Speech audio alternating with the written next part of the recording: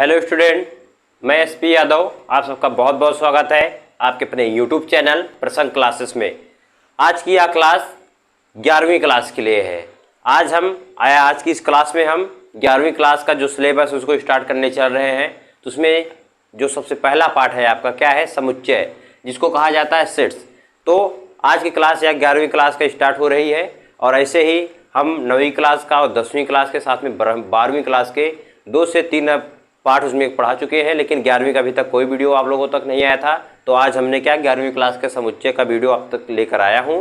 तो यदि आप लोग हमारे चैनल पर पहली बार आए हैं तो हमारे चैनल को सब्सक्राइब करें और इसे शेयर भी करें ताकि सभी स्टूडेंट तक हमारा ये वीडियो या हमारी ये क्लास पहुँच सके। तो आप लोगों को वीडियो कैसा लगेगा, आप लोग उसका जवाब हमारे कमेंट सेक्शन में देंगे और आप लोग हमारे वीडियो के अंत तक जरूर बने रहेंगे। तो आज की इस क्लास में हम आप लोगों को क्या समुच्चय के बारे में बताएंगे, यानी जो आपका टॉपिक है क्या, जो पार्ट है क्या, पहला पार्ट समुच्चय। तो समुच्चय के बारे में बताऊंगा और इससे रिलेटेड अगर कुछ वीडियो या कुछ क्लास या एक ही वीडियो में पूरे पार्ट नहीं आ पाएगा तो कुछ वीडियो आपको कल या कल के बाद मिल जाएंगे। तो आप लोग हमारे चैनल को बेल आइकन को भी दबा देना ताकि अगर इस तरफ से कोई वीडियो पड़े तो आप तक उसका नोटिफिकेशन पहुँच जाए। तो चलिए देखिए, जैसे यहाँ पर क्या लिखा हुआ है, समुच्चय, जिसको कहा जाता है सेट। तो समुच्चय आप लोगों को बहुत ही प्राचलिक शब्द नहीं है, लेकिन आपको सेट जो दिख रहा होगा, सेट को कहा जाता है कि ये प्राचलिक है। जैसे कहा गया कि ये कोई साड़ी का सेट है, या कह दिया जाएगा कोई बर्तन का सेट है, कह दिया गया ये इस टाइप का पूरा सेट रखा है। जैसे यहाँ पर कोई कहा नहीं जाता, जैसे कोई बर्तन की दुकान में जाओ तो कहोगे कि या जैसे कोई हार्डवेयर की दुकान है, वहाँ पर क्या कहा जाता है कि ये जो कील है इस साइज के हैं, इस सेट में रखे हुए हैं, या किसी विशेष गुण के आधार पर। जैसे क्या कहा जाता है, किसी वस्तुओं का संग्रह करना। संग्रह मतलब इकट्ठा करना, और जो इकट्ठा रहे तो उसको उसके बीच में क्या होना चाहिए, एक विशेष गुण होना चाहिए जिसके अनुसार उसको एक इकट्ठा रखा जाए या उसको एक विशेष नियम के द्वारा रखा जाए। तो यहाँ पर क्या कहलाता है, समुच्चय कहलाता है। तो इसको एक बार फिर समझिए, समुच्चय क्या है, जब किसी वस्तु को या किसी व्यक्ति को या किसी और कुछ जो आपके यहाँ पर पर्यावरण में कोई उपयोग होने वाली चीज़ है, तो वहाँ पर आप लोग क्या कहेंगे, तो उसको केवल इतना आप लोगों को समझना है कि किसी एक निश्चित नियम द्वारा या किसी एक विशेष गुण द्वारा उसको जब इकट्ठा करके रखा जाता है या संग्रह किया जाता है तो यहाँ पर क्या कहलाता है, समुच्चय कहलाता है। क्या कहलाता है, समुच्चय। तो समुच्चय आप लोगों को समझ में आ गया होगा, किसी विशेष गुण होना चाहिए, कोई आपका क्या है, कोई उसमें क्या कहते हैं एक निश्चित नियम के द्वारा रखा जाना चाहिए। तो यहाँ क्या होता है, समुच्चय होता है। और समझिए, समुच्चय को सबसे पहले आप लोगों को मैं बता दूँ कि जो समुच्चय होता है, समुच्चय को किस रूप में लिखा जाता है। जैसे समुच्चय को हमेशा मझले कोष्ठक में लिखा जाता है। इसका प्रतीक क्या होता है, समुच्चय को मझले कोष्ठक में। और देखिए, जब इसमें कुछ जैसे कह दिया जाए कि अंग्रेजी वर्णमाला में, क्या कह दिया जाए, अंग्रेजी वर्णमाला में स्वरों का समुच्चय, क्या, स्वरों का समुच्चय, स्वरों का समुच्चय। अब देखिए, अंग्रेजी जो वर्णमाला होते हैं उसमें 26 अक्षर, जिसमें क्या स्वर और व्यंजन होते हैं। तो जो 5 होते हैं, क्या 5 स्वर होते हैं, बाकी सब क्या होते हैं, व्यंजन। तो जो स्वर होते हैं क्या होते हैं, ए, ई, आई, ओ, यू। जब इसमें स्वर कहा जाता है तो स्वर क्या होते हैं, ए, ई, आई, ओ, यू। लेकिन क्या इसमें क्या गया, स्वरों का समुच्चय कहा गया है। जब समुच्चय शब्द आ जाएंगे तो इसको आप लोग क्या करेंगे, इसको मझले कोष्ठक में बंद कर देंगे। अब देखिए यहाँ पर ये जो ए है, ई है, आई है, ओ है और यू है, ये क्या कहलाएंगे, ये समुच्चय के अवयव कहलाएंगे। क्या कहलाएंगे, ये आपका समुच्चय के अवयव कहलाएंगे। जैसे अभी इसमें बात की जाए कि ये जो समुच्चय दिया गया है इसमें कितने अवयव हैं, तो आप ऐसे गिनेंगे 1 2 3 4 5। तो समुच्चय के कितने अवयव हैं, इसमें 5 अवयव हैं। ऐसे किसी भी प्रकार का, जैसे किसी विशेष गुण के द्वारा, जैसे कह दिया जाए कि यहाँ पर इतना हो गया, जैसे कह दिया जाए 10 से छोटी सभी अभाज्य संख्याएं, 10 से छोटी सभी अभाज्य संख्याएं। अब देखिए क्या कहा गया, 10 से छोटी सभी अभाज्य संख्या का समुच्चय। तो इसमें आपको केवल संकेतन बताया जा रहा है कि कैसे कैसे लिखा जाता है। तो देखिए 10 से छोटी सभी अभाज्य संख्या, 10 से छोटी होनी चाहिए क्या, अभाज्य संख्या। तो सबसे पहले देखिए, पहली अभाज्य संख्या क्या होती है, 2, दूसरी क्या आपकी रहेगी 3, तीसरी 5, फिर 7, फिर आगे क्या 8 और 9 नहीं रहेगा। तो यही आपको क्या 2 3 5 और 7, ये क्या है, 10 से छोटी सभी क्या है, अभाज्य संख्या है। अब इसको क्या करेंगे, मझले कोष्ठक के अंदर रख देंगे। तो यही आपका क्या हो जाएगा, ये समुच्चय। और इसमें कितने अवयव हैं, 4। अब देखिए यहाँ तक आपको ये समझ में आ गया होगा। अब समुच्चय को प्रतीक कैसे दिया जाता है। जैसे कह दिया जाता है कि मान लीजिए यहाँ पर ये तो हिंदी में लिखा गया था, नहीं तो ऐसे बता दिया जाता है कि कोई एक समुच्चय ए है, कोई दूसरा समुच्चय बी है। तो यहाँ पर आप लोग समझेंगे तो समुच्चय को क्या ए बी सी डी इन नामों से भी संकेतित किया जा सकता है। यानी क्या ए बी डॉट डॉट ऐसे जेड तक, तो A B C D E F G मतलब किसी भी से संकेतित किया जाए। जैसे समुच्चय क्या क्या है, कोई एक समुच्चय ए है और समुच्चय क्या है अंग्रेजी वर्णमाला में स्वरों का समुच्चय, तो ए बराबर आपका इतना हो जाएगा। और कह दिया गया कोई समुच्चय बी है जिसमें क्या 10 से छोटी अभाज्य संख्याओं का समुच्चय है, तो इतना आपका ये हो जाएगा। तो आप लोगों के समझ में आ गया मंझले कोष्ठक के अंदर एक विशेष गुण या नियम के द्वारा उसको रखा जाता है और जो ये सब कहलाते हैं क्या होते हैं, समुच्चय के अवयव कहलाते हैं। अब इनकी संख्याओं को अगर गिनना हो तो गिन सकते हैं आप लोग, या कोई और संख्या जिसमें इन्फिनिटी तक गया रहता है उसको नहीं गिना जा सकता है। अब देखिए यहाँ तक आपको बता दिया गया। अब देखिए समुच्चय जो है इसको लिखने की या इसको व्यक्त करने की दो विधियाँ हैं। पहली विधि आपका क्या है मैं बता दे रहा हूँ। पहला विधि आपका है रोस्टर विधि, पहला क्या है रोस्टर विधि, और दूसरा आपका क्या है समुच्चय निर्माण विधि। क्या है समुच्चय निर्माण विधि। यहाँ पर हमने एक लिख दिया इसी को। देखिए आपका यही दोनों है, क्या है कि एक पहला रोस्टर विधि है, दूसरा क्या है आपका समुच्चय निर्माण विधि। आप देखिए दो नियम आपको मिलेंगे, यानी पूरे समुच्चय जो पाठ है या आप लोग जब अंकिक प्रश्न को या जो प्रश्न अभ्यास प्रश्न है उसको हल करोगे तो यहाँ पर जो आएगा आपको दो नियम में मिलेंगे। पहला क्या रोस्टर विधि, दूसरा क्या समुच्चय निर्माण विधि में। तो मैं अभी यहाँ पर देखो सब लिखा गया है, तो मैं आपको बताऊंगा कि यहाँ पर कौन सा रोस्टर है कौन सा समुच्चय निर्माण। तो आपका देखिए जो ये विधि आया है क्या ए ई आई ओ यू, ये आपका क्या हो जाएगा ये रोस्टर विधि कहलाएगी। क्या कहलाएगी रोस्टर विधि। और जो आपकी ये जो है दूसरी आई हुई है क्या अंग्रेजी वर्णमाला में स्वरों का समुच्चय, जो थोड़ा क्या कहते हैं थ्योरेटिकल होता है या शाब्दिक होता है, तो उसको क्या कहा जाता है समुच्चय निर्माण विधि। क्या कहा जाता है समुच्चय निर्माण विधि। अब समुच्चय निर्माण विधि देखिए आपको सबसे पहले क्या बताया गया समुच्चय क्या होता है। समुच्चय क्या होता है जिसमें किसी विशेष गुण या नियम के द्वारा रखा जाता है, उसको मंझले कोष्ठक के अंदर रखते हैं। अगर उसके बीच के जो अवयव होते हैं उसको कामा लगा कर रखते हैं, तो कामा में अगर जो संख्या रहेंगी उसको क्या उसके अवयव को कहा जाता है। जैसे 1 2 3 4 5 अवयव हैं, और साथ में इसको व्यक्त करने की कितनी विधियां हैं दो विधियां। पहला क्या है रोस्टर विधि, दूसरा क्या है समुच्चय निर्माण विधि। तो देखिए रोस्टर विधि और समुच्चय निर्माण विधि, तो हमने क्या पहचान बताया, जो रोस्टर विधि होता है थोड़ा अंकीय होता है। क्या होता है अंकीय होता है या प्रतीकात्मक होता है। तो प्रतीकात्मक आप समझेंगे तो यहाँ पर क्या हो जाएगा, यहीं यहाँ पर रोस्टर विधि है। और देखिए यहाँ पर हमने समुच्चय निर्माण विधि में क्या बताया अंग्रेजी वर्णमाला में स्वरों का समुच्चय जो शाब्दिक रहे जो थोड़ा थ्योरेटिकल रहे, तो उसको क्या कहा जाता है समुच्चय निर्माण विधि। अब देखिए हम बात करते हैं, अब जैसे कुछ दे दिया गया है, जैसे यहाँ पर हम लिख दे रहे हैं कुछ समुच्चय निर्माण विधि से उसको किसमें बदलना है रोस्टर बदलेंगे या रोस्टर लिखेंगे तो उसको समुच्चय निर्माण में। जैसे यहाँ पर लिख दिया गया है, इसको कैसे लिखा जाता है x such that x, x such that x, इसको पढ़ा क्या जाता है यक्स सच दैट यक्स। अब क्या हो जाएगा कहा जाएगा x belongs to natural number. Natural number मतलब प्राकृतिक संख्या।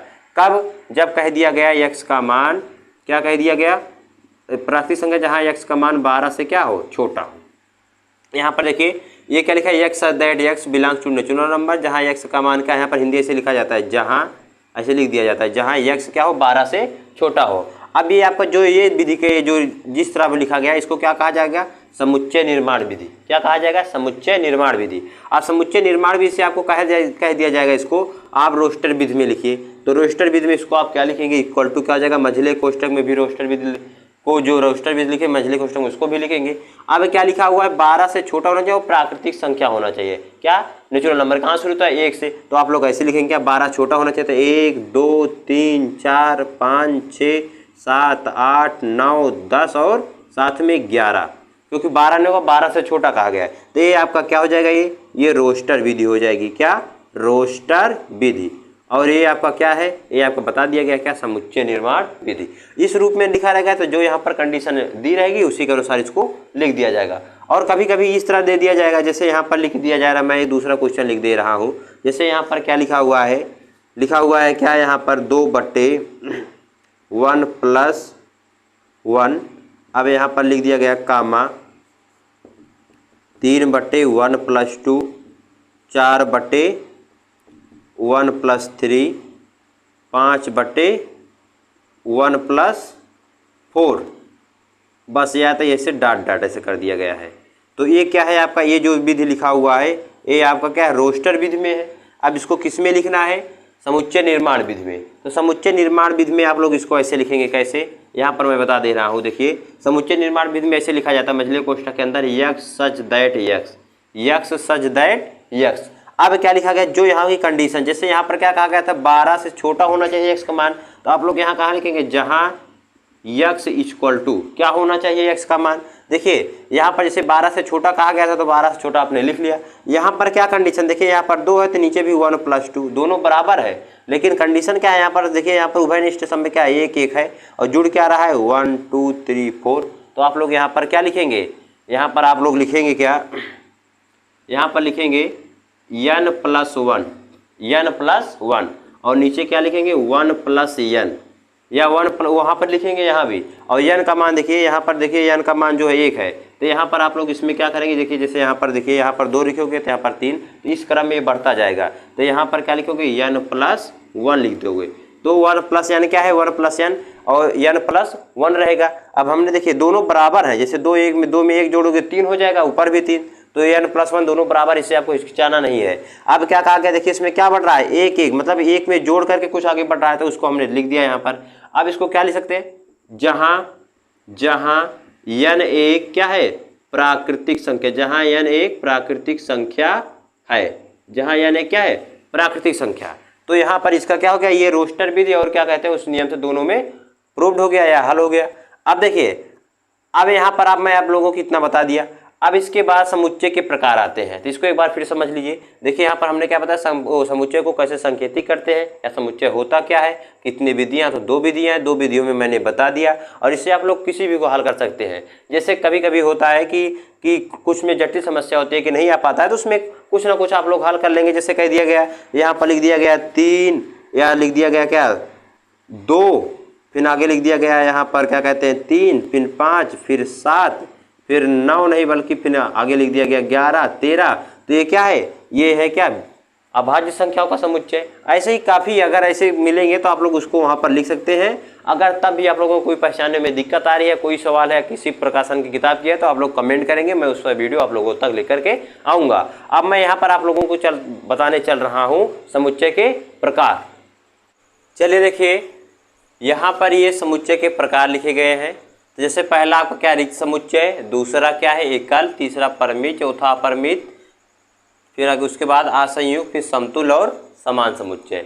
तो यहाँ पर ये समुच्चय कितने प्रकार हैं। इसके बाद और भी आ जाते हैं, जैसे कहा जाता है क्या उप समुच्चय क्या है, घात समुच्चय क्या है, समष्टि समुच्चय क्या है, फिर और क्या कहते हैं सर्वनिष्ठ समुच्चय क्या है, तो वो सब दूसरे टाइप की कैटेगरी में आ जाते हैं। बट यहाँ पर आप लोगों को ये सबसे महत्वपूर्ण है इसको सीखना। तो सबसे पहला देखिए जो आपको पहला लिखा हुआ है, पहला आपका क्या लिखा हुआ है रिक्त समुच्चय। रिक्त समुच्चय क्या है इसको आप लोग ध्यान से समझेंगे। रिक्त जैसे नाम से ही, रिक्त मतलब क्या होता है खाली, क्या होता है खाली, यानी ऐसा समुच्चय जिसमें कोई अवयव ना हो, जिसमें कोई अवयव ना हो उससे क्या कहते हैं रिक्त समुच्चय कहते हैं। और जो रिक्त समुच्चय होता है इसको क्या मझले कोष्ठक में ऐसे इससे प्रदर्शित करते हैं या साथ में इसको क्या फाई से प्रदर्शित किया जाता है, दोनों से।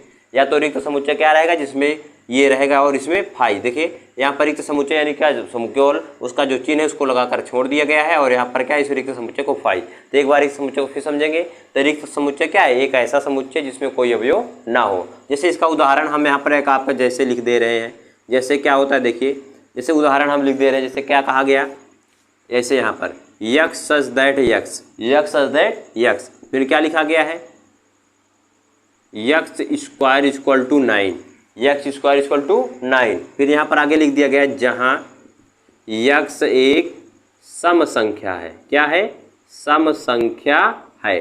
अब देखिए आपको यहाँ से समझ में आ गया होगा, क्या समझ में आया होगा। देखिए यहाँ पर क्या है यक्स सच दैट यक्स तो लिखा ही जाता है, यक्स स्क्वायर इक्वल टू 9, तो 9 तो ठीक है, लेकिन 9 किसका वर्ग है 3 का वर्ग है। 3 क्या है एक विषम संख्या है। यहाँ पर क्या क्या है जहाँ यक्स एक क्या है सम संख्या है, तो ये क्या है इसका उल्टा है, यानी विरोध हो रहा है ना यहाँ पर, जबकि क्या कहा गया है यहाँ पर सम, लेकिन है किसका विषम, विषम का वर्ग है ना, तो इसलिए यहाँ पर क्या आ जाएगा ये रिक्त समुच्चय है। क्या होगा रिक्त समुच्चय। ऐसे ही काफ़ी होंगे क्या, जैसे कि यहाँ पर कोई भी और ऐसे ही उदाहरण है जिसको क्या कोई परिभाषित या उसका कोई जवाब आपको न समझ में आए तो आपका क्या कहलाता है रिक्त समुच्चय। अब बात करते हैं क्या दूसरे समुच्चय की, क्या है दूसरा एकल समुच्चय।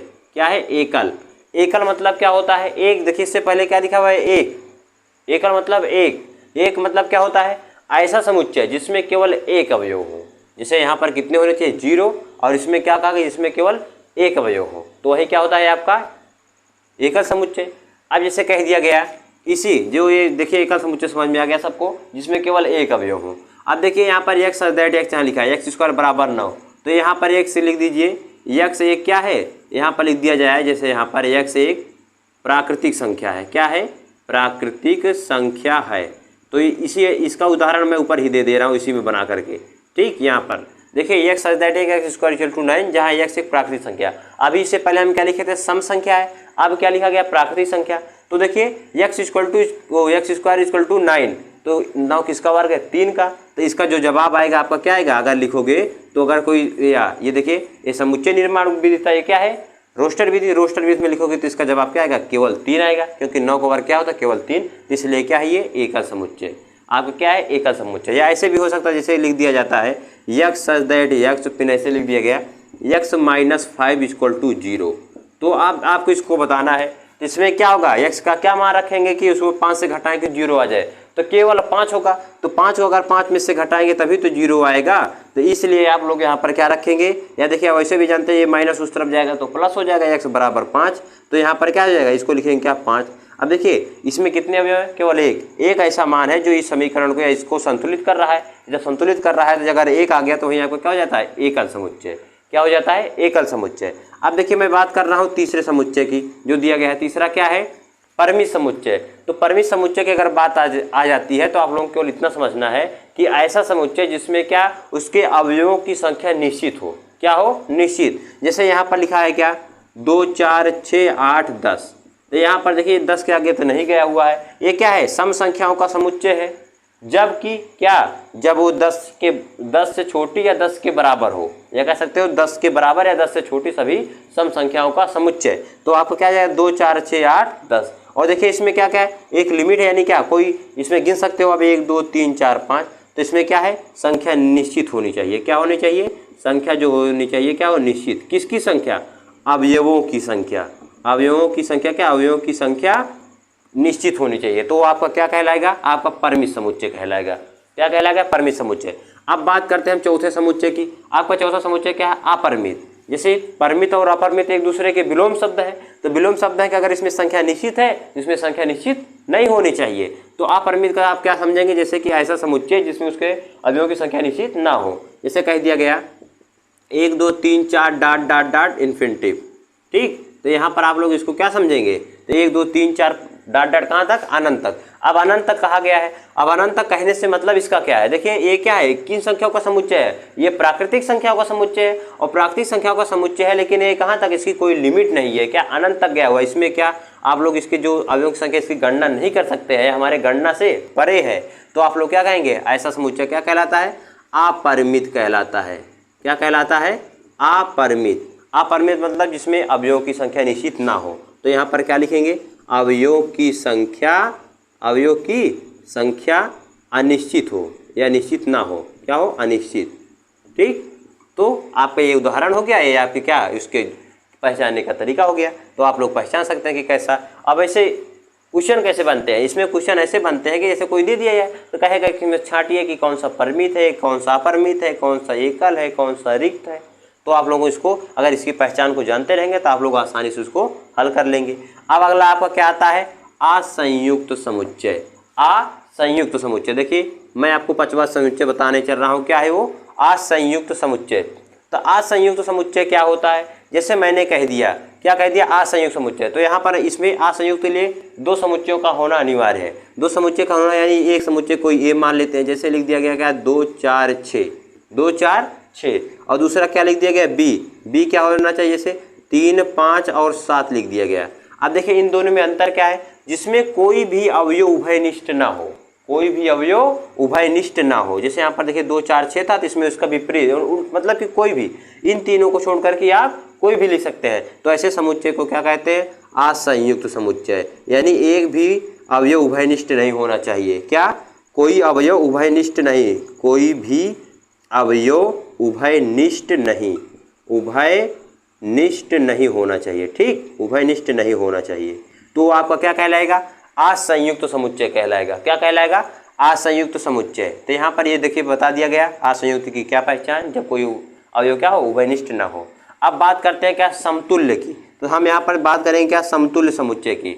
समतुल्य का मतलब क्या होता है, जो एक दूसरे के तुलना मतलब यहाँ पर आप समझेंगे उसमें अंकों की संख्या बराबर होनी चाहिए। यानी जैसे यहाँ पर ये दोनों समुच्चय हम ले लेते हैं ए और बी, तो अगर इसकी संख्या देखी जाए एन ए, एन मतलब नंबर ऑफ ए, क्या समुच्चय ए की कितनी संख्या है, तो कितनी यहाँ पर है, ए अवयवों की संख्या कितनी है, 1 2 3, तो यहाँ पर 3 लिख लेंगे। अब ऐसे क्या लिखेंगे, एन बी की संख्या देखिए कितनी है, 1 2 3। तो जब ये दोनों आपस में बराबर रहेंगे क्या, N A equal to N B, N A equal to N B, यानी क्या जो समुच्चय ए या कोई समुच्चय दूसरा बी रहेगा, दोनों एक दूसरे के बराबर रहेगा, उनकी संख्या रहेगी, तो उसको क्या कहा जाता है, समतुल्य समुच्चय। क्या कहा जाता है, समतुल्य समुच्चय। अब आपका जो लास्ट है क्या है, वो समान समुच्चय। क्या है, समान समुच्चय। तो जैसे आप लोग जानते हैं समान लिखा हुआ, तो समान के बारे में आप विस्तृत जानते हैं क्या, और कैसे, मतलब कि क्या समान मतलब क्या होता है कि सभी अवयव बराबर हो, या सभी जो ए में हो वही बी में भी हो। अब देखिए उसके और एक बार मैं आपको बता दे रहा हूँ, जैसे यहाँ पर लिखा गया कोई एक समुच्चय ए बराबर 4 8 और 10 लिखा गया है, 4 8 और 10, ए बराबर क्या लिखा गया है, 4 8 और 10। और दूसरा एक समुच्चय हम लिख दें बी बराबर क्या लिख दिया गया, 10 4 और 8, 10 4 और 8। तो इसमें समुच्चय का एक खासियत ये होता है कि उसके क्रम को आगे पीछे कर सकते हो, आगे पीछे यानी मझले ब्रैकेट के अंदर उसको आगे पीछे कहीं पर, लेकिन अगर उसमें समुच्चय का यही है कि उसको आपको दोहराना नहीं होता है। जैसे कोई भी आपको मिलेगा तो उसमें आपको क्या करेंगे, दोहराएंगे नहीं। जैसे 4 से, जैसे अभी यहाँ पर आ गया 4 कामा 4 या कुछ आ गया तो उसको लिख सकते हैं, लेकिन अगर उसका अगर देखा जाए कि समान में क्या कैसे हो रहा है तो उसको दोहराना नहीं होता है। अब जैसे यहाँ पर देखिए समान समुच्चय, देखिए यहाँ पर 4 8 10, इसमें क्रम से उसका कोई मतलब नहीं कि इसमें 4 पहले आया, इसमें 4 बीच में आया है, इसका कोई मतलब नहीं होता। अब मतलब किसका होता है कि जो एलिमेंट यानी जो अवयव इसमें हो वही अवयव इसमें, तो यानी आप क्या हो जाएगा, अवयव अगर समान हो, अवयव समान होना चाहिए। क्या होना चाहिए, अवयव समान होना चाहिए। चलिए, तो यहाँ पर देखिए आपको ये सब बता दिया गया। रिक्त समुच्चय क्या होता है, जिसमें कोई भी अवयव ना हो। एकल समुच्चय जिसमें एक अवयव हो। परिमित समुच्चय जिसमें अवयव की संख्या निश्चित हो। फिर क्या, अपरिमित समुच्चय जिसमें प्रयोग संख्या अनिश्चित हो। फिर क्या कहा गया, असंयुक्त समुच्चय, ऐसा समुच्चय जिसमें क्या कहा जाए कि असंयुक्त में बताया जाता है कि कोई भी अवयव उभयनिष्ठ ना हो। और समतुल्य में क्या होता है, उनके अवयवों की संख्या बराबर हो, यानी कोई समुच्चय दिया गया है तो उसकी अवयव की संख्या बराबर होनी चाहिए। समान समुच्चय क्या होता है, समान समुच्चय ऐसा समुच्चय है जिसमें क्या कहा जाए, जिसमें बताया जाए कि उसके अवयव क्या हो, समान हो। क्या हो, जैसे उसमें जो है वही इसमें, उसके क्रम से कोई मतलब नहीं। अब देखिए इतना तो बता दिया गया। अब इसमें आप लोगों को कुछ समुच्चय और हैं, जैसे अभी हमने बताया क्या, उप समुच्चय, जिसको सबसेट बोला जाता है। क्या, उप समुच्चय। अब एक और कहा जाता है उचित उप समुच्चय। क्या कहा जाता है, उचित उप समुच्चय। और एक होता है क्या, घात समुच्चय। क्या होता है, घात समुच्चय। क्या, घात समुच्चय। और समष्टि समुच्चय होता है। तो मैं चलो इन सबको बता दे रहा